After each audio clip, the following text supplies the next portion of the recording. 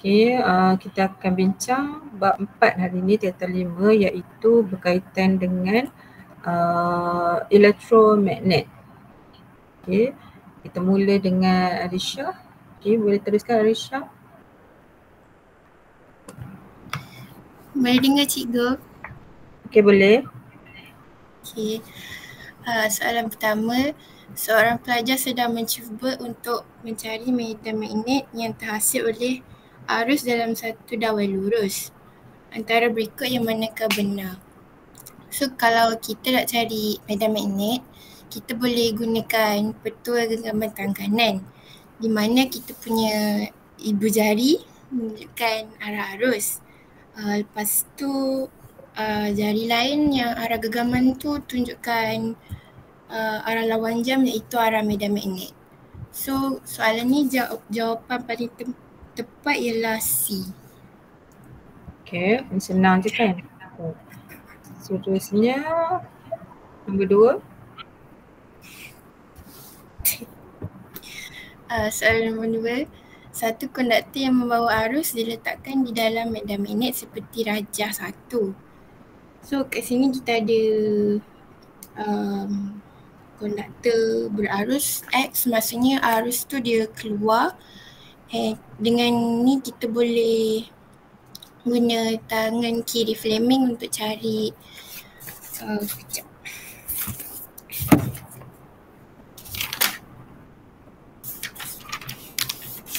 Cuba cari arah daya, arah medan magnet dengan arah arus. So kita tahu magnet bar north dengan south itu tunjuk dia arah medan magnet. Lepas tu yang arus tu dia keluar, so dia F. So kita boleh carilah arah dia punya arah arus. Cikgu nak tanya, pangkah ni arus keluar ke arus masuk? Arus masuk. Okey. So ni arus masuk masuk. Kalau keluar dia tanda apa?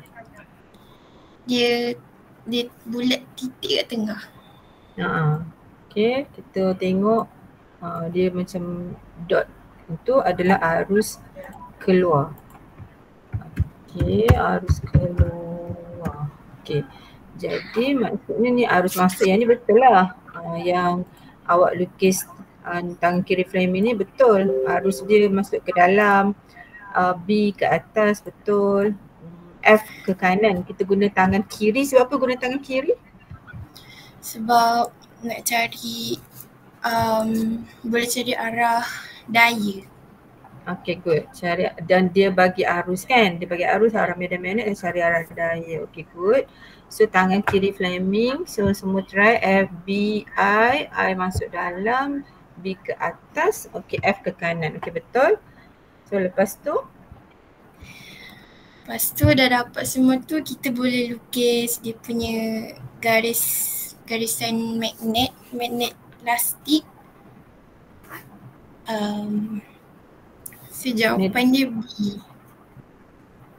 Okey, interaksi antara dua medan magnet, iaitu medan magnet daripada konduktor bawa arus.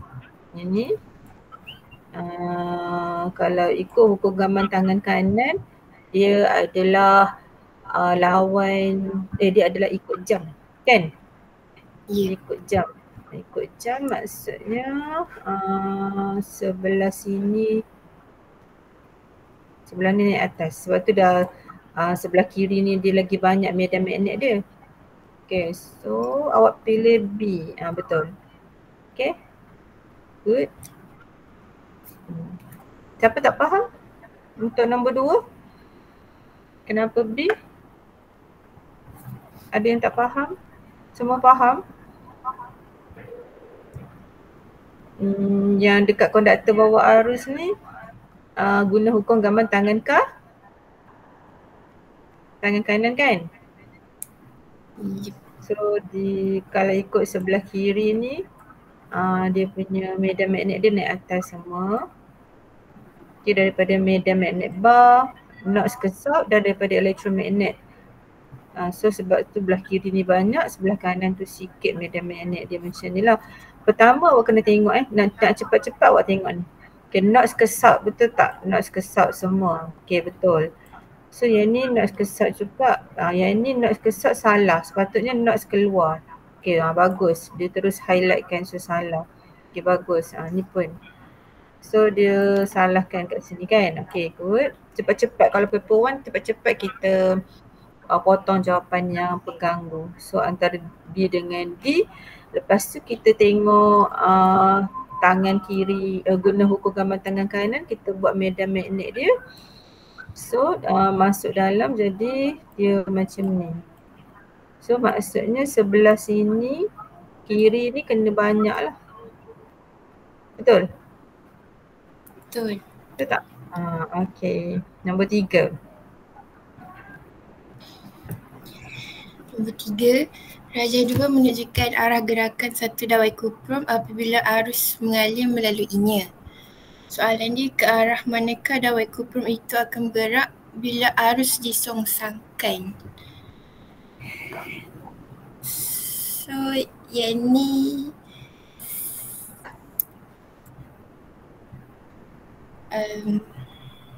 saya kurang faham cara nak explain dia. Kalau dia bagi arah arus, maksudnya dia bagi bateri masuk dengan keluar, apa awak boleh tentukan? Ada arah masuk arus, arah apa awak boleh tentukan?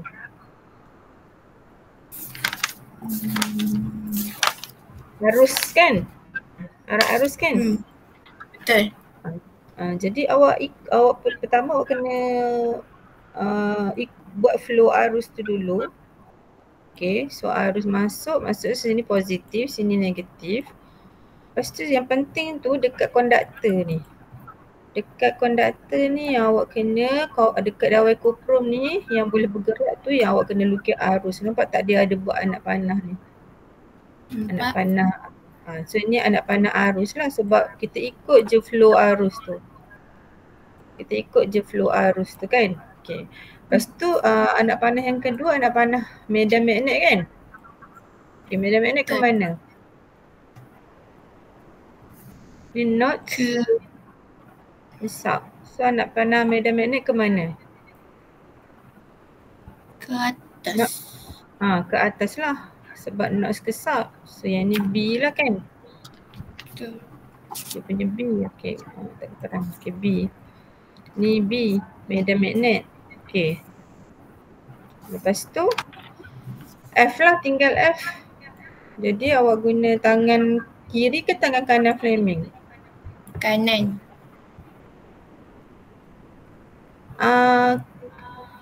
Awak diberi arus. Awak diberi arus. Jadi tangan? Tangan kiri. Diberi arus tangan kiri. Diberi arus tangan kiri. Okay, jadi lukislah. Okay, kat sini macam ni awak lukis. So tangan kiri. Ni yang awak lukis ni tangan kiri ke tangan kanan ni? Tu tangan kanan. So pangkar. So salah. Awak kena buat sebelah sini. Okay, so arus dia masuk dalam. Okay, B naik atas. Guna tangan kiri. So FBI, I masuk dalam, B naik atas. So F akan pergi ke kanan. Seperti dia lukis ini. Arah gerakan. Gerakan ni maksudnya daya lah. So dia dah bagi dah dia punya F tu.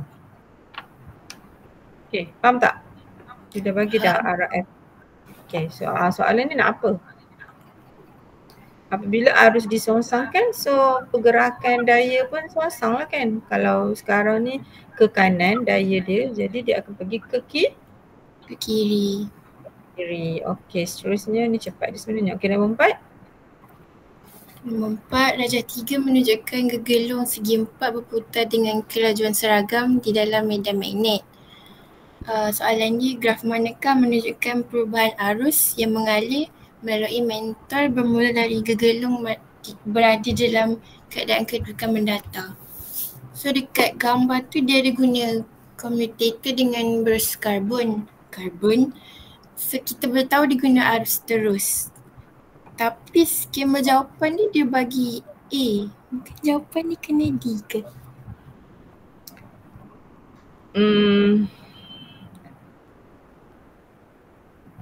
Ya, ini dia guna commutator dengan berus karbon. Kalau commutator dengan berus karbon memang arus terus. Jawapan dia bagi D. A, jawapan dia bagi A. Oh, kalau A ni arus ulang-alik. Yang ni arus terus. So arus terus kat sini ini salah. Yang ni salah. Antara B dengan D. Apa beza B dengan D tu?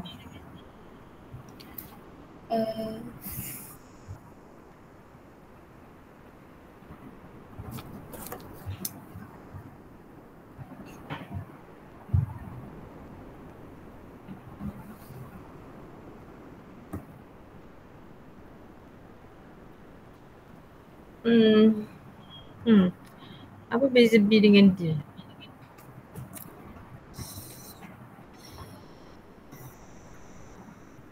Mentor-mentor lain ada yang nak membantu?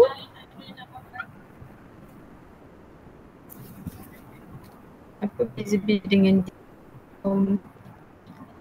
Dia ada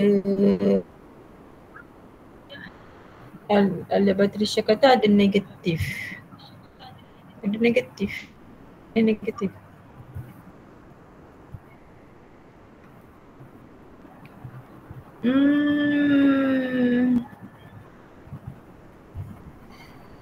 Ni pun dia tak tulis, dia tak ni lah. Ni dia tak bagi apa ke nama bekalan kuasa. Berputar dengan kelajuan seragam. Maksudnya yang ini apa nama?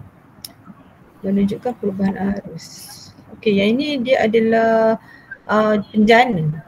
penjana arus terus. Sebab dia menghasilkan arus kat sini, bukannya sebab dia kata berputar dengan kelajuan seragam dalam medan magnet dan dia tak bagi pun bekalan kuasa. Dia hanya tunjukkan daya iaitu putaran dia tu. So kalau arah putaran ikut jam maksudnya daya dia satu ke bawah, satu ke atas. Lepas tu dia terus bagi mentol. Menunjukkan kalau dia pusing dengan kelajuan yang seragam ni, mentol dia akan menyala dengan seragam lah. Tapi kalau okey. So dia hanya bila dia bagi medan magnet bentuk macam ni kan, kita panggil bentuk apa ni? Ni kita panggil bentuk apa ni? Bentuk melengkung. Okey, medan magnet bentuk melengkung. Ada lagi kita tengok ni medan magnet bentuk flat. Kalau apa? Seragam. Ini kita panggil medan magnet ni seragam. Okey. Untuk ni seragam. Tapi kalau yang bawah ni medan magnet ataupun magnet kekal bentuk melengkung ni, dia akan menghasilkan medan magnet jejarian. Medan magnet jejarian. Okey, ni medan magnet jejarian. Okey, biasa memang kita guna medan magnet jenis jejarian sebab dekat kawasan tengah dia ni dia lebih rapat. So bila rapat, medan magnet kuat. Okay, bila garisan medan magnet ni lagi rapat, medan magnet tu lebih kuat. Jadi pemotongan flux magnet akan jadi lebih banyak. Kadar pemotongan flux magnet banyak, maka arus arohan lebih banyaklah terhasil. Okay. So kat sini dia penjana sebab dia nak menghasilkan arus. Arus mengalir dalam mentol.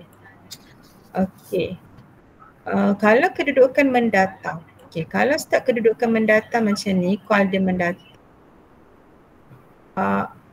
dia punya pemotongan flux dia maksimum ke minimum?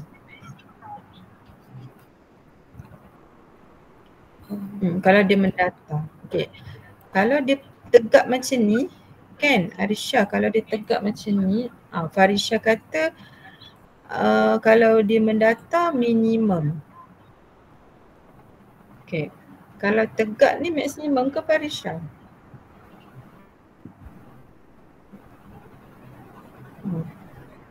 Okay, mentor-mentor yang lain, cikgu nak tanya, nak tengok pemahaman awak.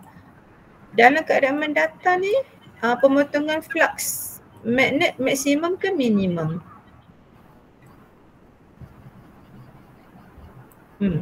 Yus, Alia, Balkis, Fakrul, Syarata, semua Isalina semua. Okay, cepat bagi kita cikgu. Ni kalau kedudukan mendata ni, dia dapat potong maksimum ke minimum? Minimum. Yang lain?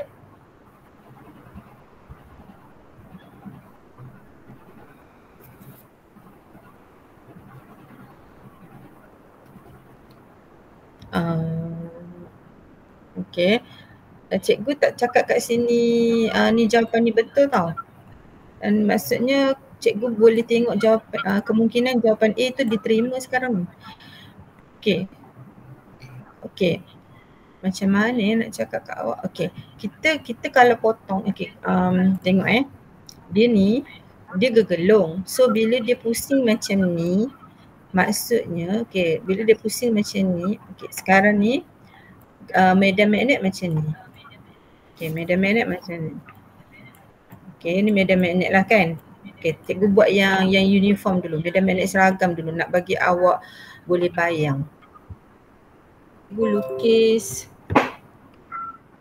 Cikgu lukis dia punya coil. Okay, cikgu lukis dia punya coil. Okay, ni coil dia dalam keadaan menegak.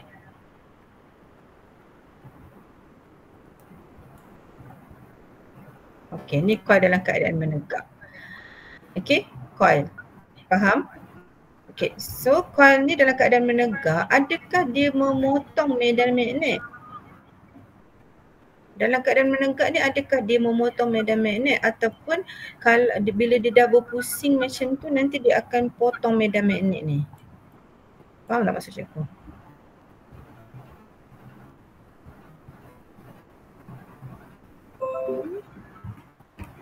Tak faham? Cikgu tunjukkan video je. Tak faham ke? Faham ke tak faham? Pusing baru potong. Ya, bila dia pusing baru dia potong. So maksudnya dalam keadaan dia mendata macam ni baru dia dapat memotong medan magnet ni secara maksimum. Bila dia dalam keadaan ni, katakan medan magnet. Okay, ni medan magnet. Okay, medan magnet kan? Okay. Okay, lepas tu kita buat dia dah pusing dalam keadaan mendata macam ni. So bayangkan coil ni dia banyak tau. Coil ni dia banyak lilitan. Jadi bila dalam keadaan mendata ni dia dapat potong semua medan magnet ni dalam keadaan maksimum. That's why jawapan ini diterima.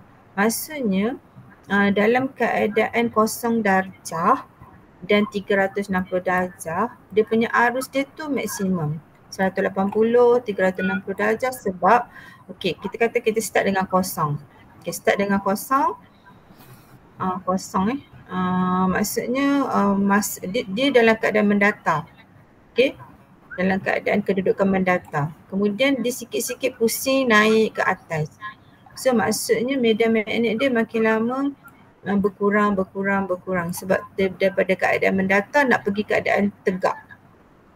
Kalau tegak ni dia tak potong semua. Dia dah kurang lah pemotongan dia tu. Kalau tegak dia tak kena. Medan magnet tu tak dipotong dalam keadaan menegak. Medan magnet dipotong maksimum dalam keadaan mendata. So dalam keadaan menegak dia dekat sini. kosong, arus aruhan dia kosong. So ingat kalau nak potong mesti dalam keadaan mendata. Barulah pemotongan flux magnet tu maksimum. Nanti cikgu cari video YouTube yang berkaitan dengan ni, cikgu akan share dalam grup untuk awak fahamkan lagi apa ni arus aruhan, penghasilan arus aruhan daripada coil ni. Boleh? So jawapan C dengan D salah lah. Sebab waktu kosong darjah tu, dalam keadaan asal kosong darjah tu kan, dia arus dia kosong. Okay. Lepas tu antara A dengan B.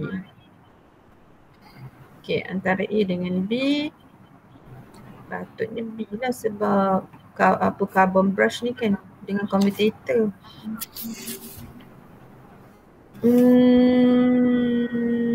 Yang ni faham ke? Yang pemotongan ni faham ke tak? Aisyah? Faham. Faham Okay, cuma dari segi sebab bila carbon brush, commutator dengan carbon brush ni sepatutnya dia yang inilah. Patutnya B lah kan. Dia harus terus. Okay, kita pergi nombor 5.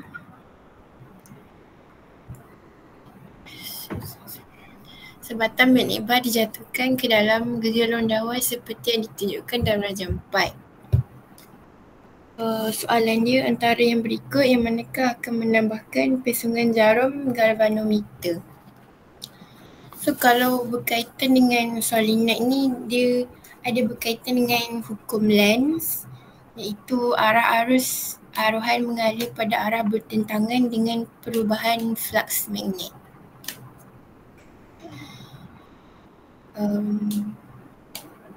Kejap. Sekarang ni dia nak menambahkan pesungan. Bila nak menambahkan pesungan tu maksudnya dia nak meningkatkan arus ke dia nak mengubah arah? Meningkatkan arus. Meningkatkan arus. So mengenakan dengan hukum Lenz sebab hukum Lenz adalah berkaitan dengan arah. Maksudnya kalau soalan tu dia tukar antara yang berikut yang manakah akan mengubah arah pesungan jarum galvanometer, dan baru awak relate dengan hukum Lenz. Kalau berkaitan dengan magnitude iaitu menambah pesungan yang kecil kepada pesungan yang lebih besar, maksudnya dia menambahkan magnitude arus kena guna hukum apa? Faraday. Okey, hukum Faraday kata magnitude arus aruhan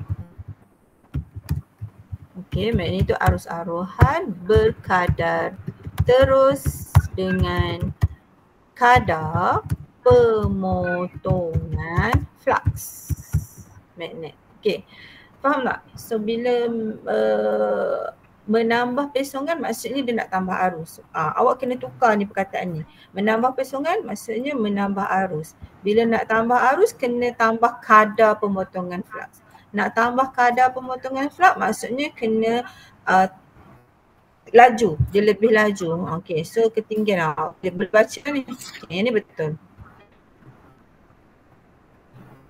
Dia baca ni ketinggian berubah ni.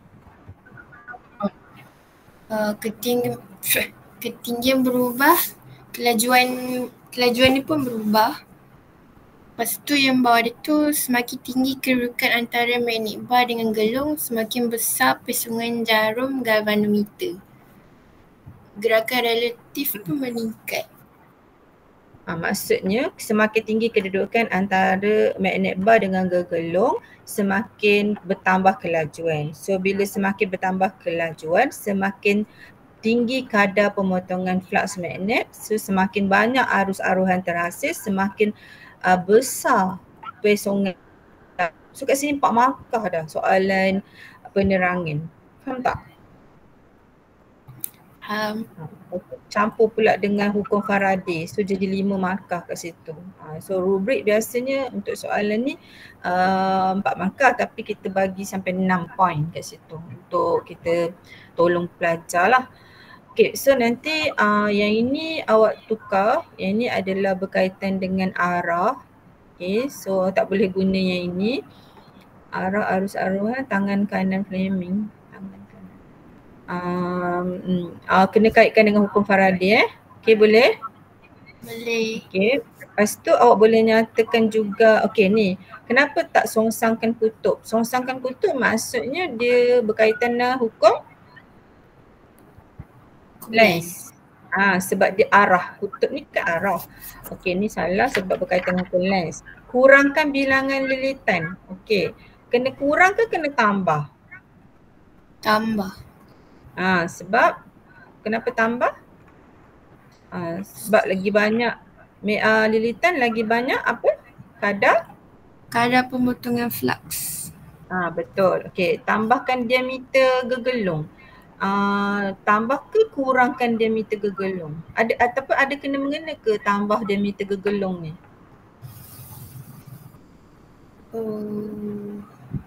Kurangkan.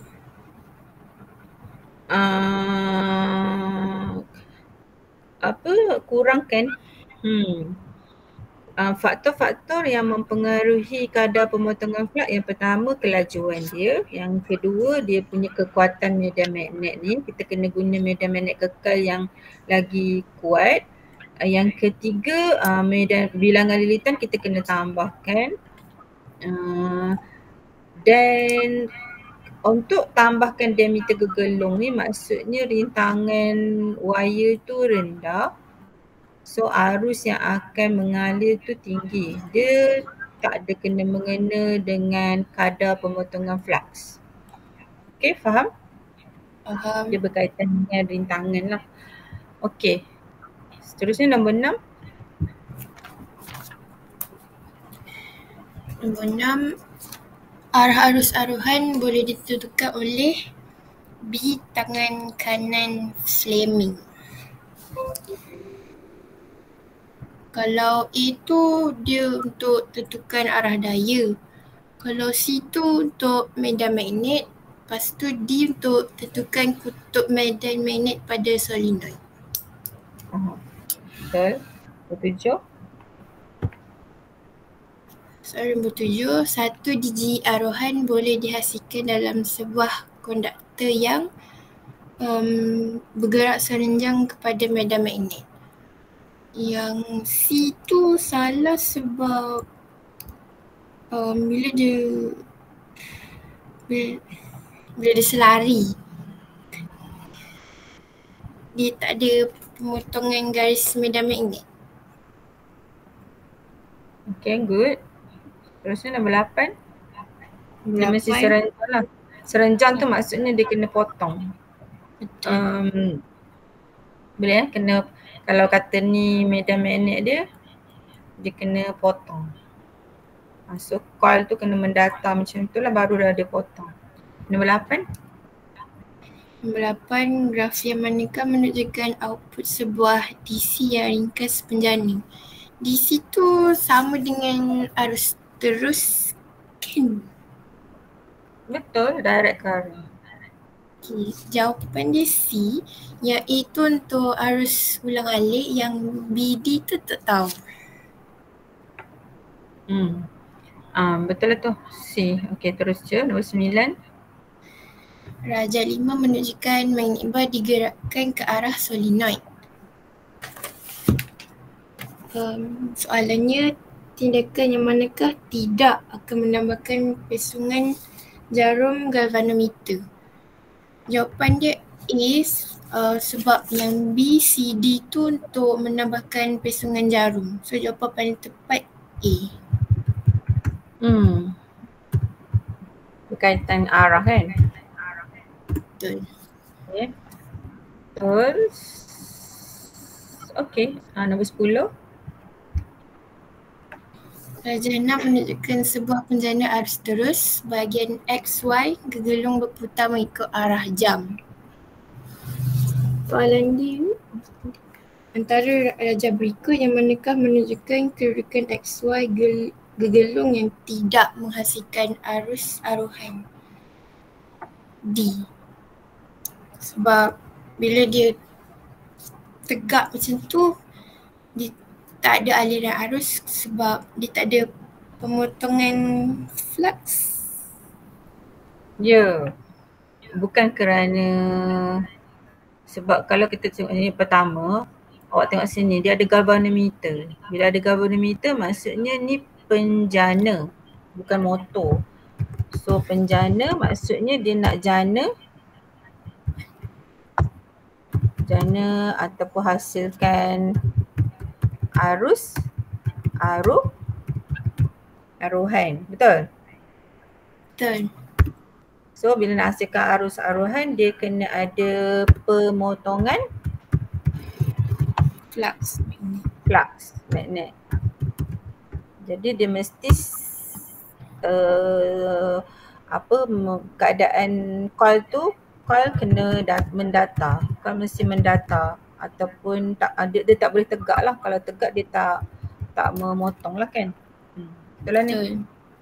Cuma ayat awak tu tiada aliran arus kerana tiada pemotongan flux magnet. Awak tak boleh cakap macam tu. Awak kena cakap tiada pemotongan flux magnet kalau dalam keadaan menegak.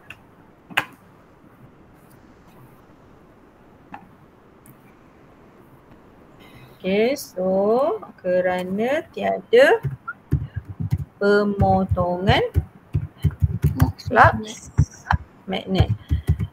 Okay, kalau jawapan awak yang tadi ni kerana litar terputus pada berus karbon ni untuk pengaliran arus yang untuk motor bukan penjana. Okay, nombor 11 siapa pula? Yusrizal. Okay, sekejap cikgu nak save yang ni.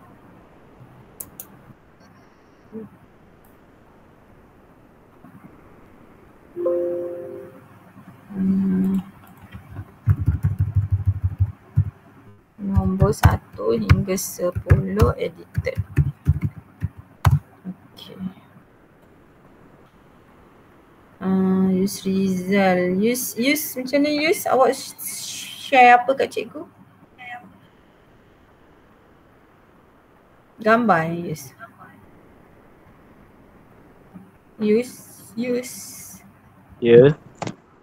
Awak nak share ke cikgu share? Awak ada share gambar kat cikgu ke? Ada.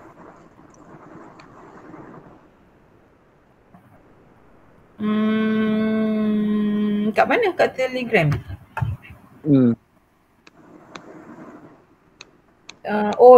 Yang tadi tu. Okey, kejap cikgu tengok. Kenapa tiba-tiba ni pula?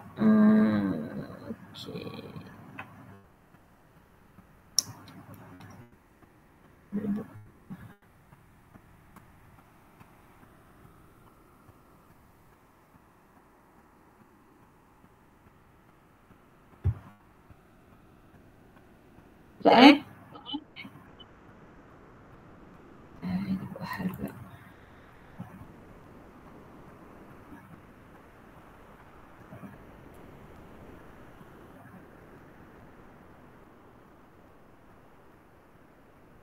Okay. Yusrizal. Okay. Mana gambar dia? Okay. Boleh ke tak? Macam mana?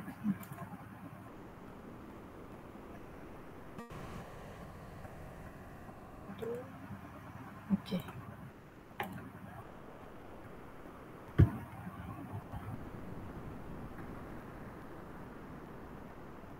Okay. Tak nampak pula.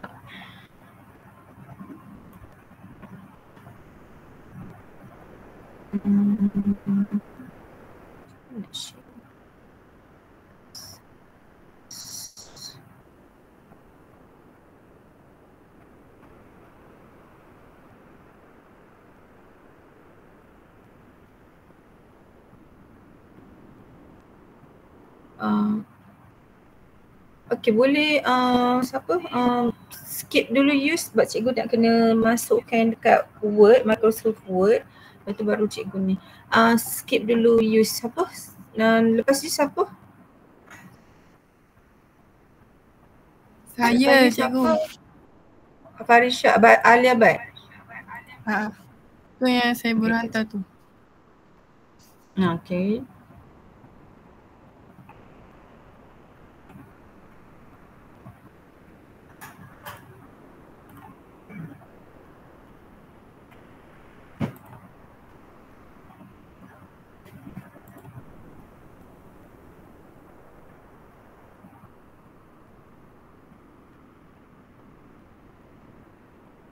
Okay, nombor berapa Alia? 21. 21, okay. Teruskan. Dia kata Raja 12 menunjukkan sebuah transformer multi-tap. Lepas tu tanya, pada terminal-terminal manakah sebuah mentol 12 volt patut disambung supaya mentol itu menyala dengan kecerahan normal. So yang belah kiri tu input punya lah, primer punya. So dia ada bagi voltan primer dengan gegelung primer dia 3000 tu. Lepas tu sebelah kanan pula yang tu output dia kita panggil sekunder. So kita kena cari berapa lilitan untuk kasih mentol tu menyala dengan 12 volt.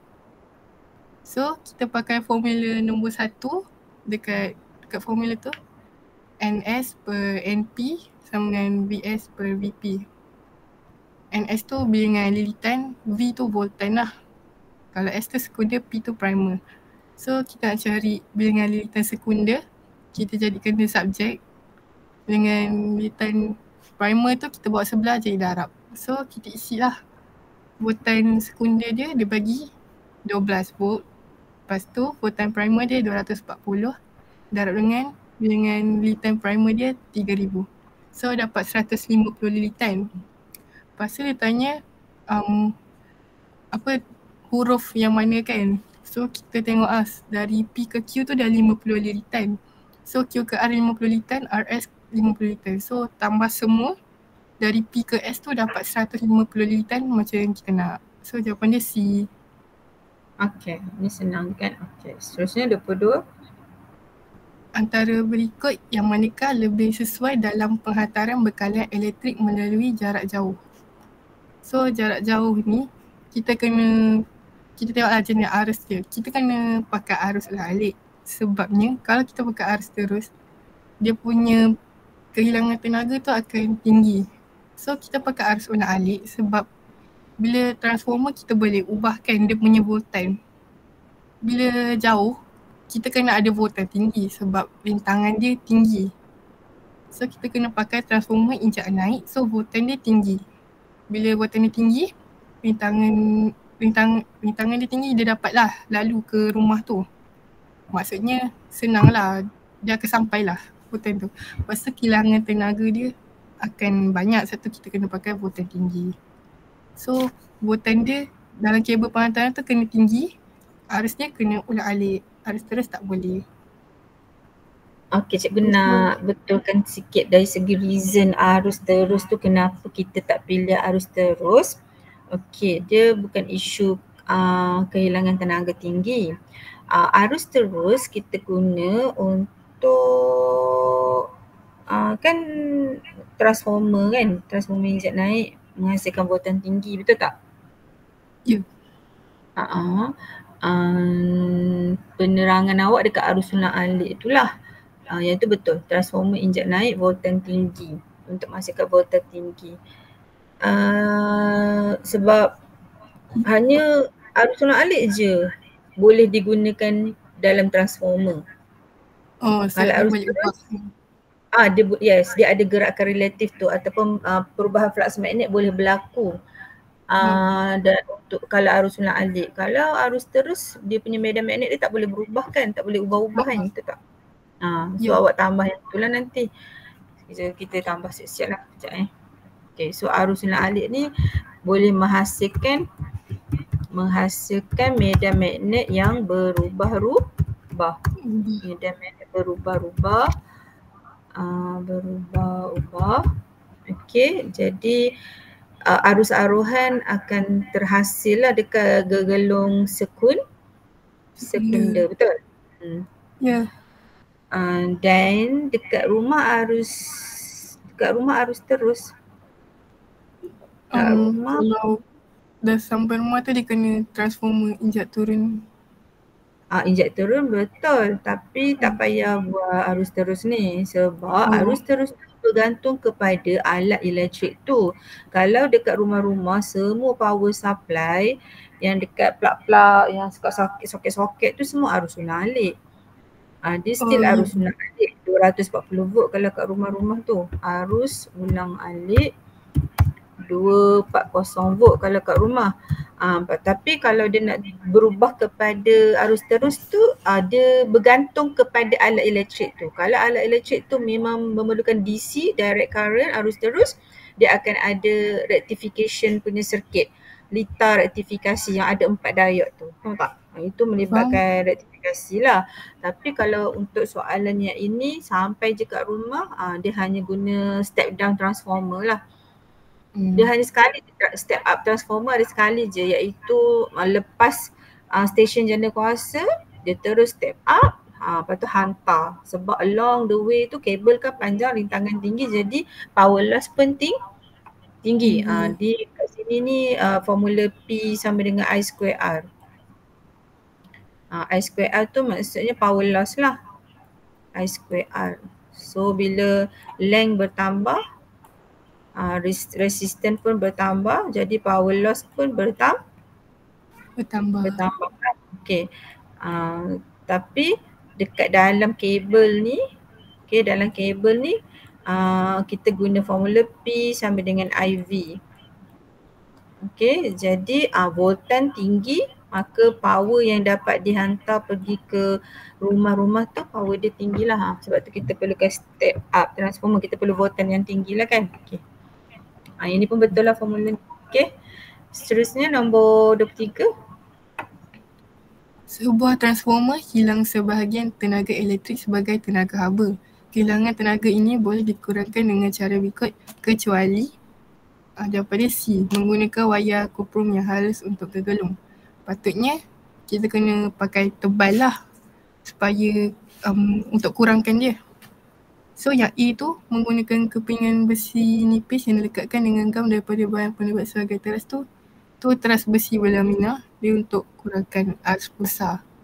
Yang B pula melilit gegelung primer dan sekunder di atas satu sama lain. Betul lah supaya untuk elakkan kebocoran flux magnet lah. Barulah tenaga elektrik tu tak tukar guna tenaga haba. Lepas tu D tu menggunakan satu teras besi lembut sebab dia boleh dimagnetkan dan dinyah-magnetkan. Bagus. Inilah soalan soalan paper tu. Sama ada struktur ataupun esei. So nampak tak? So each jawapan tu awak terus bagi tahu kenapa. Awak tahu tak, bila awak terang macam ni, saya dah boleh bagi awak PBD TP berapa based on apa yang awak huraikan. Saya kena isi PBD juga tau. Tingkatan 5 pun ada PBD.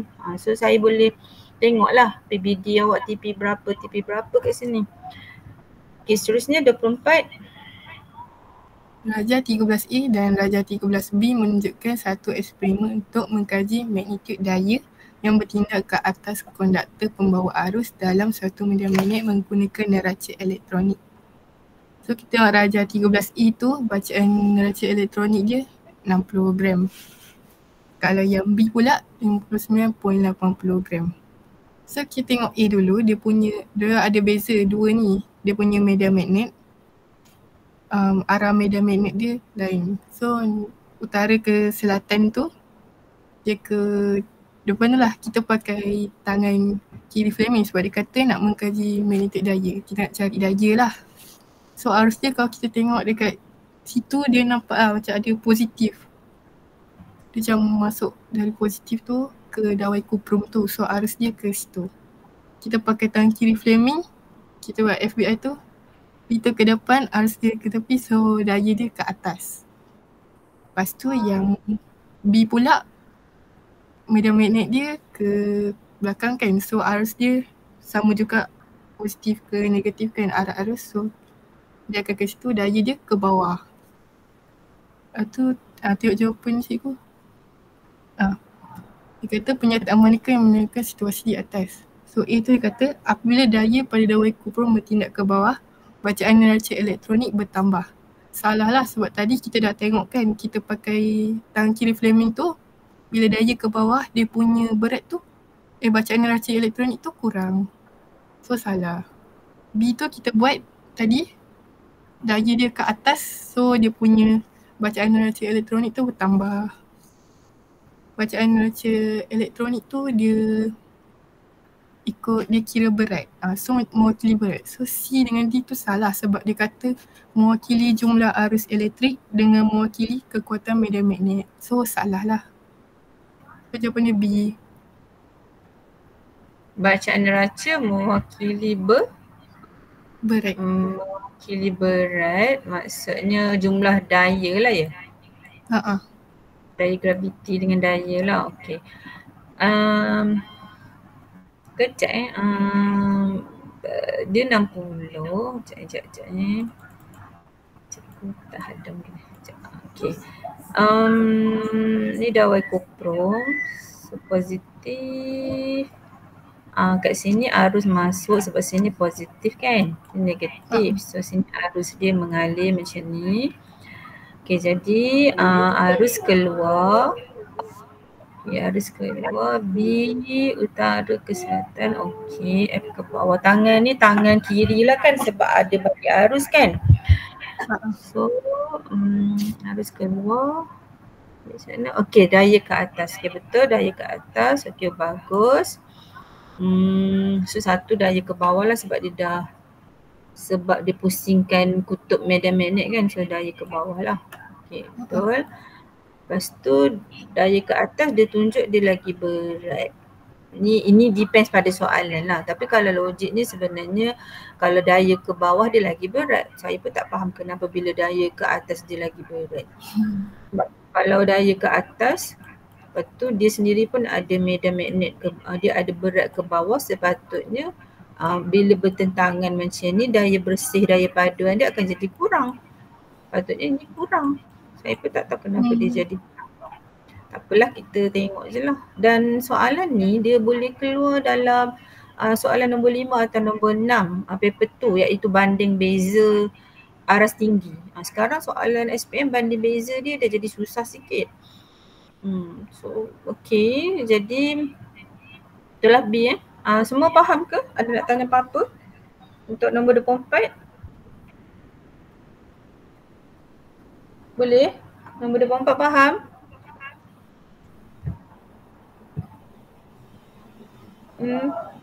Faham ke tak? Anak saya kat jauh. Tak dengar. Okey, siapa thumb up tu? Okey, nombor 25. Rajah 14 menunjukkan satu konduktor berarus di antara dua kutub magnet. Antara arah A, B, C dan D yang manakah adalah arah gerakan bagi konduktor tersebut. Arah gerakan tu maksudnya daya lah. Bila daya ada gerakan. So kita tengok dia punya arah medan magnet dulu. Utara ke selatan. So B dia ke sana lah. Kita pakai petua tangan kiri Fleming juga sebab kita dah tahu arus dia arus keluar. So arus tu keluar, B kita ke situ, so F dia ke bawah. Lepas ni D. Okey, nombor 26. Sebuah transformer mengubah voltan daripada 240 volt menjadi 6 volt. Jika terdapat 48,000 lilitang gergelung primer, berapakah bilangan lilitang gergelung sekunder? Ni sama macam atas tadi juga. Bila dia kata mengubah tu, so first kan input voltan primer, so kita memang tahulah yang tu first tu voltan primer, tu voltan sekunder, so kita isilah ikut formula macam tadi. Kita isi voltan sekunder dia 6, voltan primer dia 240 darab dengan bilangan lilitang gergelung primer dia 48,000, so dapat 1,200 lilitang. Jawapan dia C. Okay, good. Seterusnya bertunjuk. Rajah 15 menunjukkan susunan alat radas untuk mengkaji kesan daya ke atas konduktor pembawa arus. So ni sama macam tadi juga. Kita tengok arah arus dia positif ke negatif. So dia lalu kat situ ada waikoprom. So idea ke situ lah, pakai tangan kiri jugalah saat kita nak cari daya dekat ni. Kita dah tahu arus dengan arah medan magnet dia utara ke selatan. Pakai tangan kiri framing dapatlah daya dia ke atas. Itu soalan dia, manakah antara pasangan mereka adalah benar. So arah daya tadi kita dah pakai tangan kiri framing, daya dia ke atas.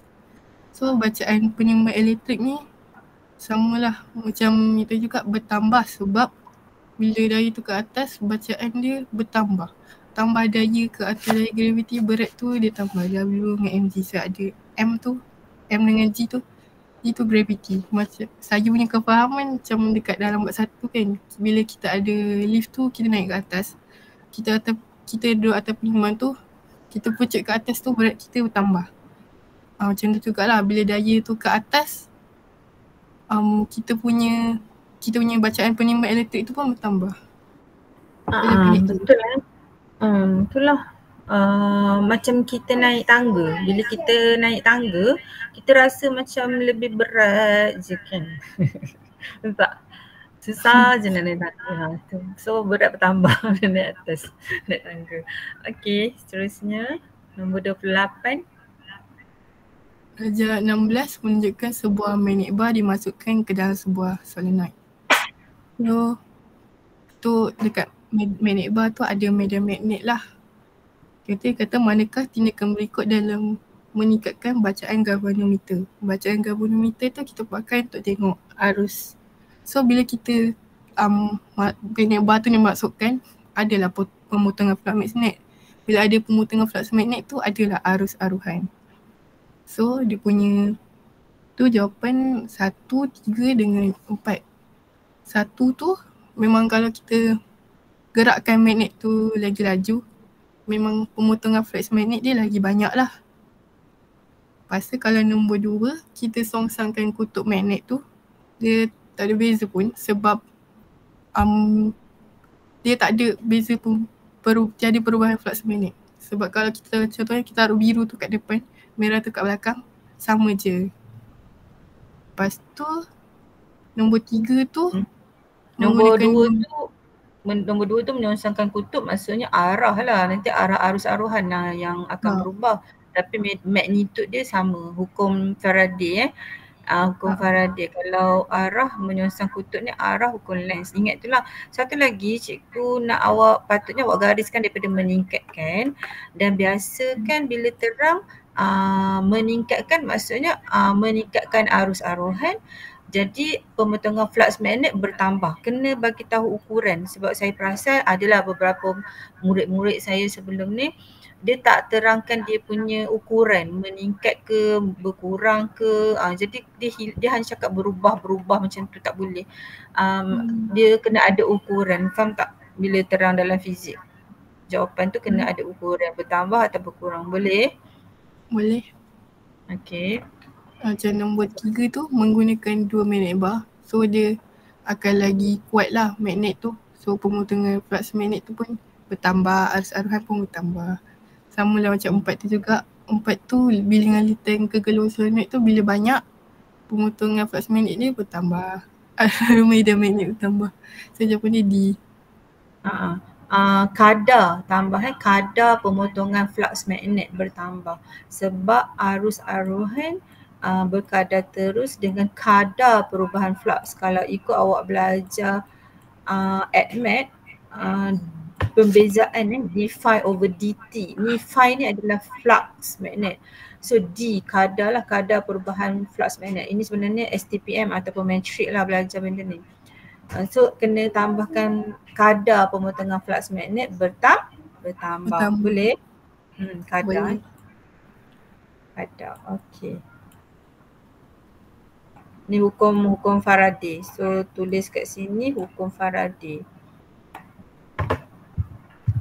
Hukum Faraday. Okey. Seterusnya nombor 29. Darjah 17 menunjukkan sebuah transformer dengan kecekapan 80 darjah. 80%. So simbol kecekapan tu macam tu lah, yang atas tu N tu. kita pakai formula nombor 2. Dia kata hitung arus input dalam gegelung primer. Arus input tu yang belah kiri lah. Dia dah bagi voltan primer dia. Lepas tu yang belah kanan tu dia dah bagi arus sekunder dia dengan voltan sekunder dia. So kita masukkan dalam formula, kita cari kecekapan dia. Kita cari arus. Kita isilah kecekapan dia 80. Lepas tu voltan sekunder dia 300. Arus sekunder dia 2. Lepas tu 240 tu voltan primer. Itu 100 tu bina sebelah jadi bagi. Lepas tu 600 bagi 0.8. Dapat jawapan dah 240. Dapatlah arus primer dia 3.125 ampere B. Okay, good. Seterusnya nombor 30.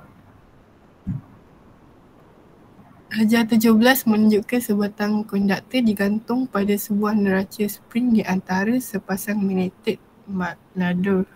Spring dalam neraca spring memanjang apabila switch dipasang. Perubahan manakah yang akan menambah bacaan neraca spring itu? Jawapan dia A, menggunakan magnet yang lebih kuat. Sebab bila kita guna magnet lagi kuat, kita punya magnitude digit aruhan tu pun bertambah. So bacaan neraca spring tu pun bertambah. Antara faktor lain dia bila digit aruhan tu, bila hal laju gerakan relatif tu, maksudnya dia gerak tu lagi laju lah. So DGE dia pun bertambah. Bila linitan selonet tadi macam tadilah, bertambah juga kekuatan magnet tu pun. Bila magnet tu kuat, dia punya DGE aruhan pun bertambah.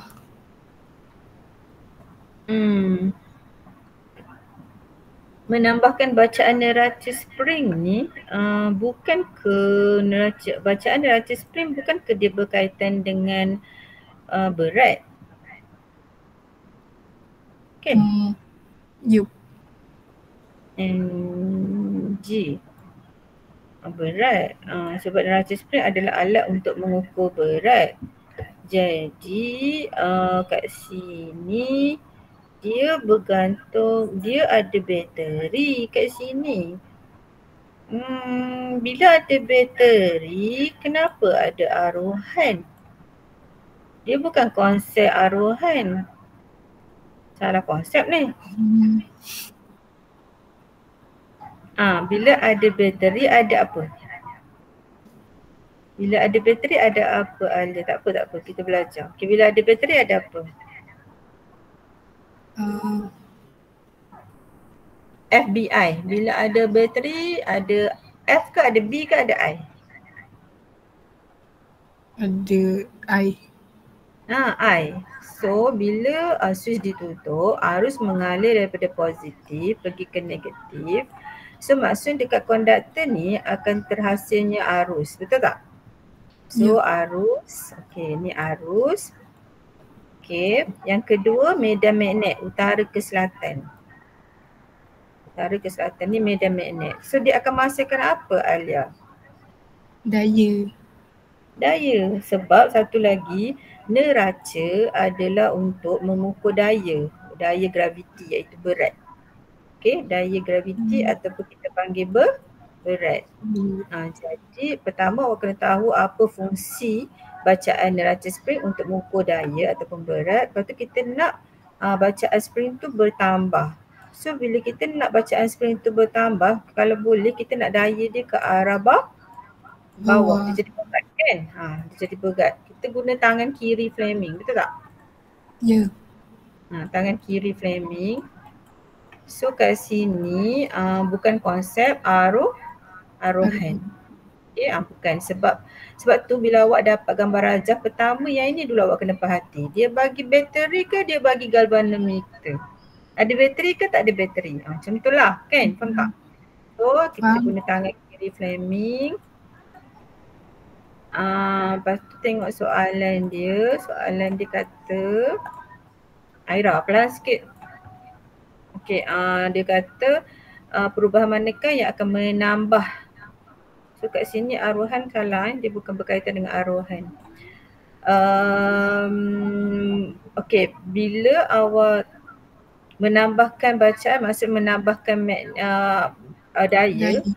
Tambahkan daya maksudnya awak kena tambahkan arus, kena tambahkan kekuatan medan magnet. Dia lebih kurang sama je dengan faktor-faktor aruhan, cuma salah besar bila berkaitan awak cakap pasal aruhan, sebab dia konsep dia langsung tak menghasilkan arus aruhan, dia menghasilkan daya. Sebab berat kan. Okey, boleh faham. Soalan ni bagus lah. Dia aras tinggi, kehebat. Magnet yang lebih kuat maka daya dia jadi lagi bertambah. Kalau konduktor nipis, kalau konduktor nipis ni maksudnya dia punya diameter dia, area dia kecil. Bila area kecil, rintangan dia tinggi. Bila rintangan tinggi, arus yang masuk akan jadi rendah. So kat sini kita nak arus bertambah kan, barulah daya bertambah. So salah lah. Awak kena tahu penerangan untuk B ni. So tulis penerangan dia. Kita balikkan sambungan.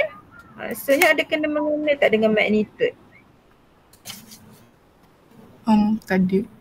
Tak ada, dia arah kan. Kalau sambungan arah arus, arah daya je lah berubah, betul tak? Ya. Dia akan ubah arah daya. So tulis kat sini ubah arah daya je. Ubah arus, ubah daya. Ubah arah lah. Ubah arah. Dia tak mempengaruhi magnitude daya. Menambah jarak antara magnet. Kalau menambah jarak akan mengurangkan medan magnet. Medan magnet akan jadi lemah. So dia patutnya kena kurangkan jarak. Jadi lagi rapat, lagi tinggi medan magnet dia. So lagi tinggi medan magnet dia, lagi tinggi daya dia. So saya nak nanti macam mana ya, mentor-mentor itulah boleh tak Farisha tambahkan notes buat lain yang ni, sebab ini memang dah salah. Boleh tak nanti Farisha pula Alia tambahkan. Alia betulkan balik ni okey. Saya save juga, save as juga nanti. Ni nombor berapa sampai nombor berapa ni? Dah habis dah. Tak, dia nombor berapa sampai nombor berapa tadi? Nombor 21 sampai 30. Okey, edited. Okey, saya akan share kat Alia, nanti Alia buat correction balik lah. Okey. Seterusnya, terima kasih Alia. Kita pergi kepada Farisha dulu sebab saya nak kena ambil yang ada ni, yang ada slide. Sebab use je di snap. Dia kata ada masalah untuk save. Sorry use kejap lagi use. Aira, Muaz pelan sikit. Ni Muaz ni. Okey, saya share. Okey, Farisha. Nombor berapa Farisha?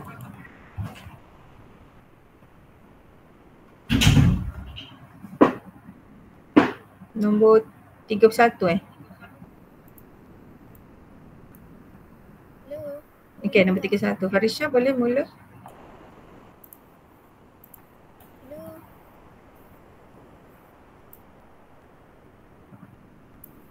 Farisha boleh mula terang? Hello?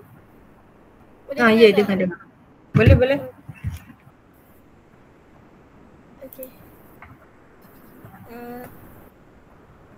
Kejap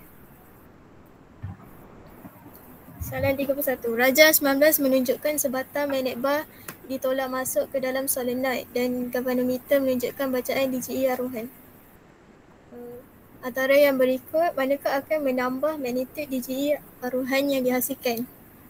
Jawapan dia D. Kalau tengok hukum Faraday, magnitude DGE aruhan berkadar langsung dengan kadar perubahan flux magnet. Faktor-faktor yang mempengaruhi magnitude DGE aruhan, kita boleh tengok daripada hal laju gerakan relatif. Makin laju gerakan relatif tu, makin banyak magnitude DGE aruhan yang terhasil. Yang kedua, bilangan lilitan gergelung. Ketiga, kekuatan medan magnet. Maksudnya kita tambah bilangan magnet. So A tu dia kata tolak magnet bar dengan lebih perlahan. Kalau tolak lebih perlahan tu maksudnya magnetic digit arohan dia berkurang. So salah. B, gunakan magnet bar yang lebih panjang. Dia tak ada kena-mengena dengan faktor dia. C, terbalikkan kutub magnet bar pun dia tak mempengaruhi. So jawapan dia D, menambah bilangan lilitan solenoid. Lagi banyak bilangan lilitan solenoid, lebih banyak perubahan flux magnet berlaku. So lebih banyak digit arohan taruh terasa. Yang C tu arah lah kan? Dia hukum Lenz, okay? Kita tambah. Okay, seterusnya nombor 32. Darjah 20 menunjukkan satu motor arus terus. Tentukan pergerakan gergelung dawai motor itu apabila switch itu ditutup. Ni guna petua tangan kiri Fleming untuk menentukan daya. Kalau tengok arah arus tu gerak, arus tu masuk dekat S tu. B dia daripada N ke S, utara ke selatan. Jadi automatically daya dia ke bawah. Tengok yang gergelung yang sebelah N tu pula, arus dia keluar. So B dia utara ke selatan juga, automatically daya dia ke atas. So pergerakan dia ialah ikut arah jam. Okay, bagus. Seterusnya nombor 33. Darjah 21 menunjukkan susunan satu solenoid dan satu magnet. Yang manakah bukan satu cara untuk menghasilkan satu DGE arohan dalam solenoid itu. Kalau tengok modul form 5 surat 113, gerakan relatif yang menghasilkan DGE teraruh. Satu, magnet bergerak, solenoid bergun. Itu maksudnya perubahan flux magnet berlaku. Dua pun sama juga, magnet bergun tapi solenoid yang bergerak. Tiga, magnet dan solenoid bergerak pada arah bententangan. Empat, magnet dan solenoid bergerak pada arah yang sama tapi dengan hal laju berlainan. Kalau tengok jawapan A, magnet itu ditolak ke dalam solenoid. Itu betul, perubahan flux magnet berlaku. B, magnet itu ditarik. Itu pun sama, dia bergerak. C, solenoid itu digerakkan ke arah magnet. Sama juga. Jawapan dia D, magnet dan solenoid itu digerakkan dalam arah yang sama dan laju yang sama. So tak ada pemotongan flux berlaku. So tak ada arus arohan yang terhasil. Bagus, complete notes. Okay, nombor 24. Darjah 22 menunjukkan satu transformer ringkas, iaitu transformer injektoren. Transformer tu ialah alat elektrik yang menaikkan atau menurunkan voltan melalui berdasarkan prinsip arohan elektromagnet. Apakah beza keupayaan lampu itu? Beza keupayaan lampu tu maksudnya VS, voltan sekunder. So dia bagi gergelung primer dia 2000 lilitan. Maksudnya NP. N tu maksudnya bilangan lilitan gelung. Lepas tu dia bagi 240 volt. Tu VP, voltan primer. Lepas tu dia bagi gergelung sekunder 100 lilitan. Bilangan lilitan gelung untuk sekunder. Lepas tu guna formula NS per NP sama dengan VS per VP. Masukkan nilai yang dia bagi, lepas tu dapatlah 12 voltan. Tu ada beza keupayaan lampu tu. Okay, bagus. Terusnya. Darjah 23.1 menunjukkan satu bak magnet ditolak masuk dengan perlahan ke arah gergelung. Darjah 23.2 menunjukkan arah pesongan penunjuk jarum penunjuk galvanometer. Macam kita tengok tadi, hal laju gerakan relatif mempengaruhi perubahan flux magnet. Apakah yang berlaku pada pesongan jarum penunjuk galvanometer jika bar magnet yang sama ditarik keluar dengan laju daripada hujung solenoid yang sama? So jawapan dia B. Sebab kalau kita tengok dia kata dia tolak dengan perlahan. Arah jarum galvanometer tu macam dekat tengah-tengah antara kosong dengan positif tu. Kalau A tu jarum tu terus ke hujung yang positif tu, maksudnya itu ditolak dengan laju ke ditarik. Kalau C dia tengah-tengah je, maksudnya dia tak ditarik ataupun ditolak ke dalam gegelung tu. So tak ada perubahan flux magnet. Yang D tu ditarik dengan perlahan. Lepas ni B. Ditarik lah laju. Betul? Okey. Seterusnya 6. Raja 24 menunjukkan satu liter elektrik yang mengandungi satu transformer injak turun dan dua mantle serupa P dan Q. Perbandingan manakah yang betul tentang kecerahan mantle P dan Q? Dia kata transformer injak turun. So maksudnya voltan primer lagi besar atau lagi tinggi banding voltan sekunder. So jawapan dia C. Kalau voltan dia berkurang maksudnya kecerahan dia berkurang. Kalau voltan tinggi kecerahan dia tambah. Tu contoh saya bagi. Okey, 37. Kelebihan bekalan arus ulang alik ialah jawapan dia B. Kalau tengok modul fizik surat 118, dia bagi tahu arus ulang alik murah untuk dihasilkan. Voltan arus ulang alik boleh dinaikkan atau diturunkan menggunakan transformer. 3. Arus ulang alik mudah ditukarkan kepada arus terus menggunakan rectifier. Arus ulang alik boleh mengalir melalui perintah dan kapasitor. Kalau tengok jawapan A, arus ulang alik lebih mudah dijana. Yang dicakap tadi murah untuk dihasilkan. Salah. C, frekuensi. Ni boleh keluar AC ni, jarang keluar AC tapi bagus awak bagi tahu kelebihan dia sangat bagus. Okey, C. C dia kata frekuensi arus ulang alik boleh diubah dengan mudah. Dia tak berkenaan. Tak ada kandungannya frekuensi. Kuasa bekalan boleh dikekalkan kepada satu nilai yang tetap. Tapi magnetik arus ulang alik sentiasa berubah-ubah. So salah. Jawapan dia B. Voltan arus ulang alik boleh diubah dengan mudah. Okey, nombor 38. Raja 25 menunjukkan sebuah gegelung WXYZ yang membawa arus. Apakah arah daya magnet yang bertindak pada sisi WX dan YZ gegelung itu? Ini sama. Guna petua tangan kiri framing untuk tentukan daya, arah daya. Kalau tengok arus tu masuk, N ke S tu medan dia punya, medan magnet. So F ni ke bawah. Lepas tu kalau arus dia keluar, medan magnet dia daripada utara ke selatan, daya dia ke atas. Tu jawapan dia D. Okey, tu direct je lah kan. Okey, 39. Raja 26 menunjukkan seorang pelajar memegang sebatang rod kuprum dan dalam satu medan magnet.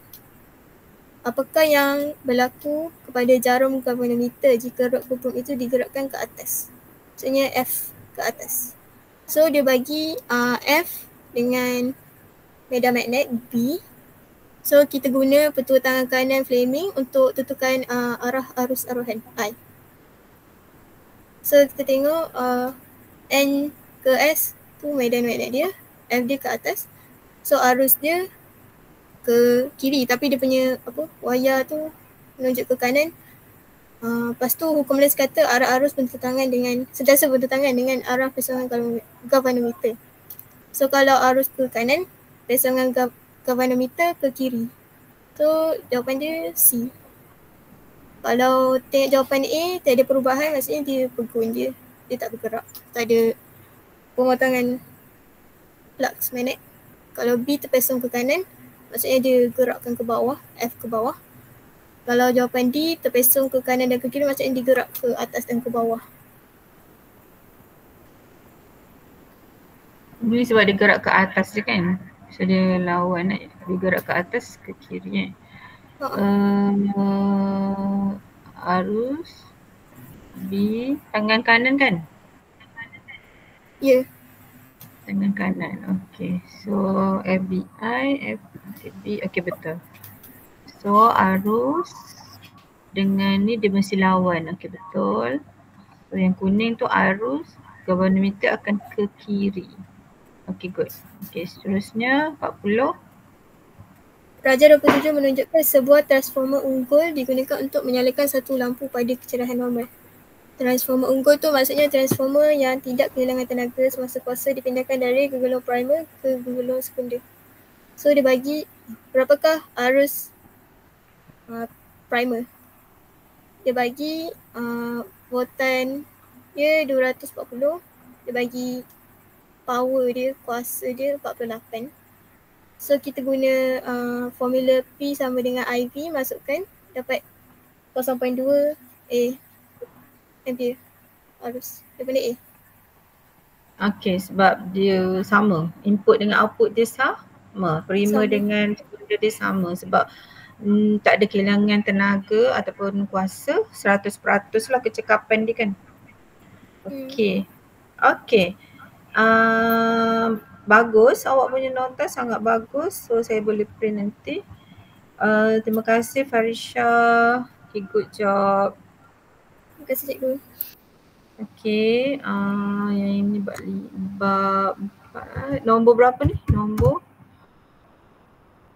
Nombor 31 sampai 40. Okay, edited. Save. Okay, tinggal apa ni? Tinggal sini punya use punya kan? Kejap. Use punya saya dah save tak ke sini. Kena buat dalam Word. Tak boleh nak tengok dia punya tu.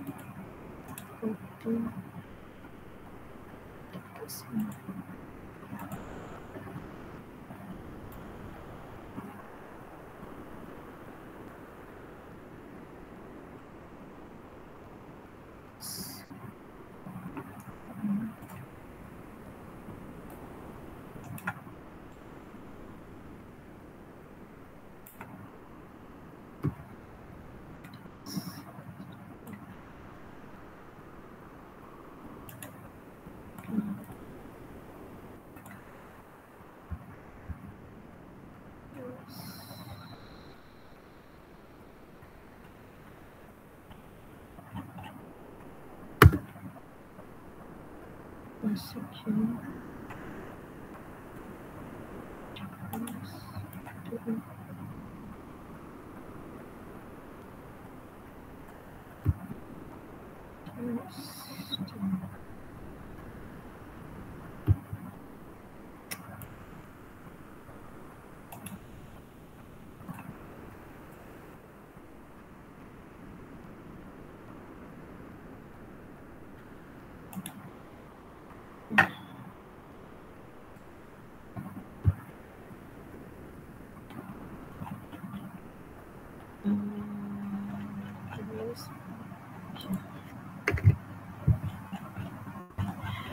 Okay. Okay, dah siap habis.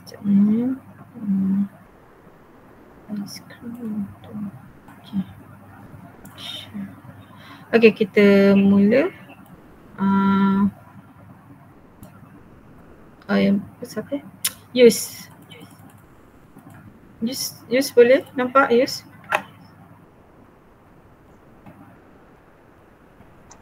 Use boleh teruskan? Okay. Soalan 11 dia kata Raja 7 menunjukkan sebuah solenoid dan magnet kekal. apakah yang akan berlaku apabila switch dalam darjah dihidupkan? Okay, jadi sekarang ni dia ada bagi bateri. Jadi arus ni bergerak apa daripada positif ke negatif. So aku gunakan apa hukum genggaman tangan kanan untuk tentukan kutub dekat solenoid tu. Okay. Lepas tu? Jadi ibu jari tu menunjukkan utara, maknanya apa lagi sebelah tu selatan lah. Jadi bila selatan dia bertemu dengan utara kan dia akan saling menarik. Jadi jawapan dia A. Solenoid dan magnet kekal akan saling menarik. Okay. Betul. Seterusnya nombor 12.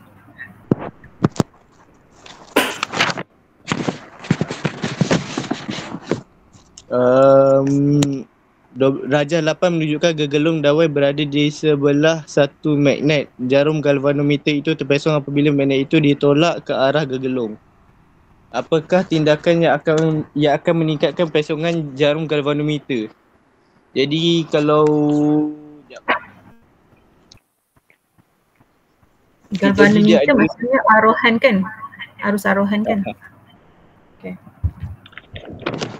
Sekejap Jadi dia ada beberapa faktor lah yang mempengaruhi arus arohan ni. Contohnya apa? Pergerakan magnet, apa benda lagi lah. Bilangan lilitan dengan kekuatan magnet. Jadi kalau nak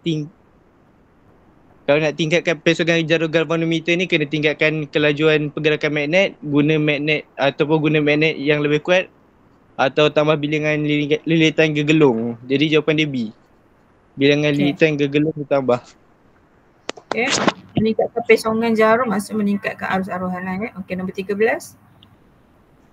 Okay, nombor 13 ni dia melibatkan hukum Lenz. Jadi bila kutub selatan magnet tu digerakkan ke arah gegelung dalam lita, permukaan gegelung yang ni akan jadi kutub selatan juga. P lah, solenoid tu jadi P tu jadi kutub selatan. Bahagian P tu akan jadi ni juga, akan jadi kutub selatan juga. Menentang lepas tu kan? Lepas tu bila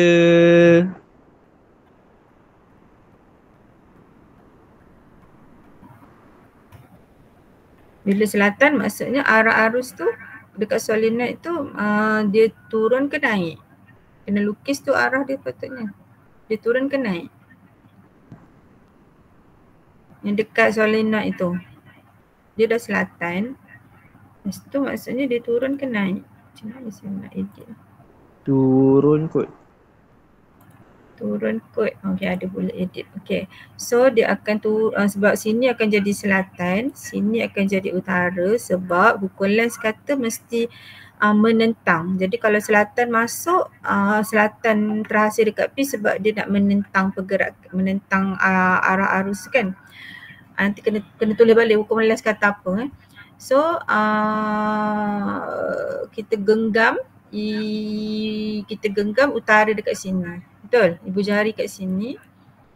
Lepas tu jari-jari lain semua dekat sini. Genggam. Ni kita punya kuku. So arah arus tu ke bawah. Turun. Betul lah arah arus turun. So lukis arah arus turun. Lepas lukis arah arus turun, lepas tu kita ikut je flow current ni. Dia turun. So yang ni ke kanan. Arus gerak ke kanan. So galvanometer akan terpesong ke arah kiri lah. Betul? Betul. Betul. Jawapan dia yang manakah yang benar? D kot. D lah kan sebab P semasa troli menghampiri gelung. Dia akan jadi kutub selatan lah. Kan? Okay, kutub selatan. Jadi jawapan dia D, bukan C. C takkan dia jadi utara kan? Dia mestilah jadi selatan sebab dia nak masuk. Bila nak masuk mestilah menentang. Kalau dia nak keluar baru jadi utara. Okay, nombor 14. Okey. Teras besi berlaminar digunakan dalam satu transformer untuk mengurangkan. Okey, teras besi berlaminar ni dia digunakan untuk kurangkan arus busa untuk tingkatkan kecekapan transformer dengan mengurangkan pemanasan teras. Jadi jawapan dia A, untuk mengurangkan arus busa. Okay, nanti tolong cari hysteresis ni, macam mana cara nak kurangkan dia, kebocoran flux ni. Macam yang Alia Batrisya terang sebelum ni, kebocoran flux tu kita kena lilit gegelung sekunder ke atas gegelung primer sebab boleh tambah sini. Hysteresis ni macam mana cara nak mengatasi dia, boleh tambah. Boleh? Tambah sikit nota? Boleh. Boleh, okay. Nombor 15. Beza keupayaan primer dan beza keupayaan sekunder untuk satu transformer yang unggul adalah 240 volt dan 12 volt masing-masing. Berapakah arus dalam gegelung sekunder jika arus dalam gegelung primer ialah 5A? Jadi kat sini aku pakai formula VP per VS dengan IS per IP. Jadi aku just isi je. VP dia 240, VS 12 dengan IS dia IS dia tak ada, jadi IP dia 5. Jadi IS dia aku dapat 100. Jawapan A. Jawapan A, dia dah transformer unggul, awak kena sentiasa buat power input equal to power output. So VP times IP is equal to VS times IS, right? Okay, that's why awak boleh dapat macam ni. So bila bawa turun ke bawah dia macam tu lah. So dia daripada formula ni, dia unggul maksudnya 100% in, 100% out. Okay, nombor 16. Raja 10 menunjukkan sebuah transformer ringkas. Mentol itu tidak menyala. Langkah yang manakah akan menyalakan mentol itu? Jadi aku jawab aku jawab D sebab transformer ni dia hanya berfungsi dengan arus ulang-alik. Dan disebabkan sebab arus ulang-alik ni menghasilkan medan magnet yang berubah. Jadi jawapan dia D, menggantikan bateri 6 volt dengan bekalan arus ulang-alik 6 volt. Bagus. Okay, seterusnya nombor 17.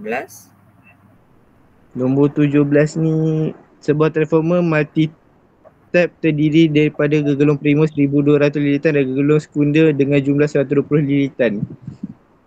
Rajah manakah menunjukkan sambungan yang betul untuk menyalakan sebuah mentol 12 volt 24 watt dengan kecerahan normal?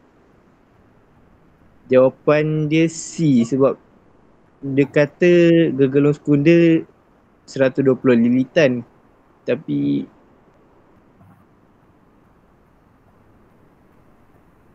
betul lah sih. Kalau kita tambahkan 40 tambah 40 tambah 20 tambah 20 dapat 120.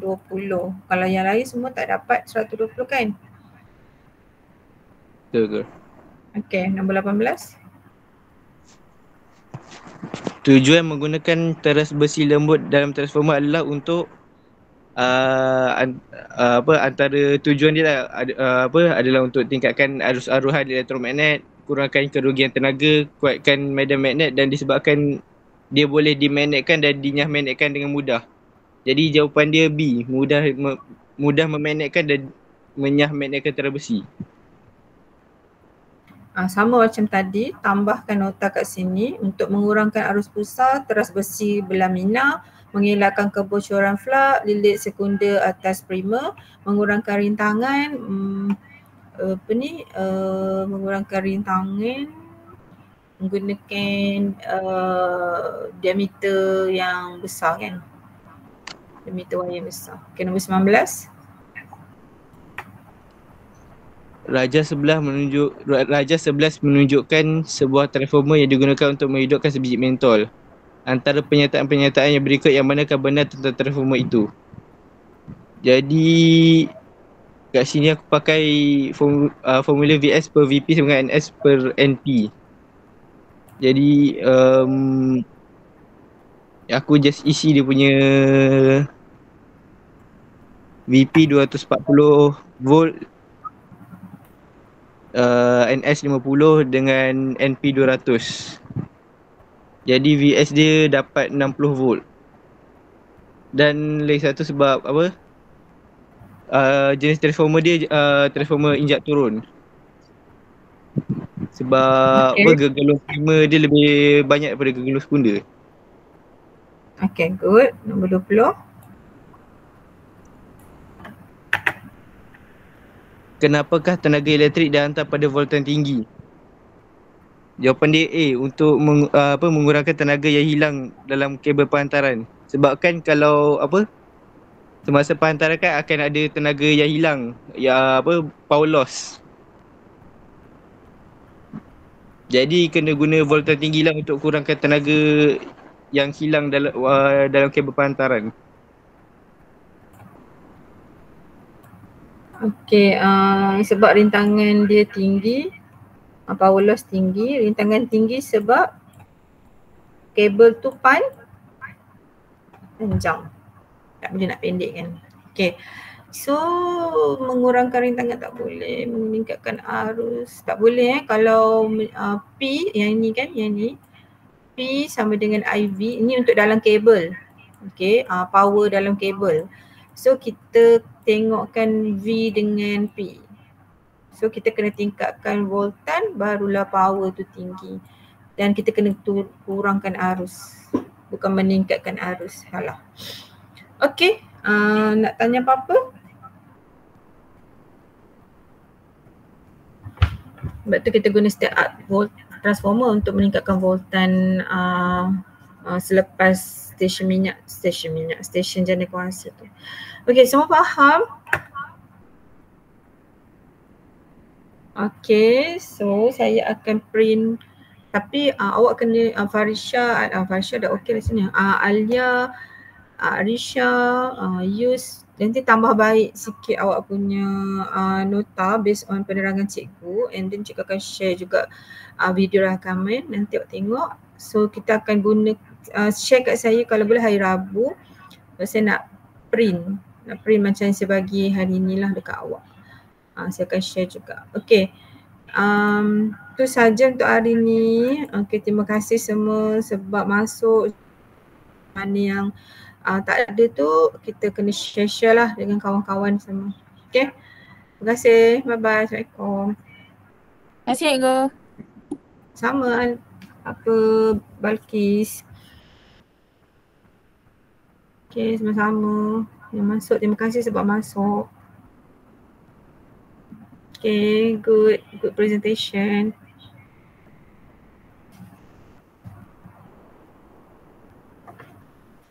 Sama-sama, Aliana.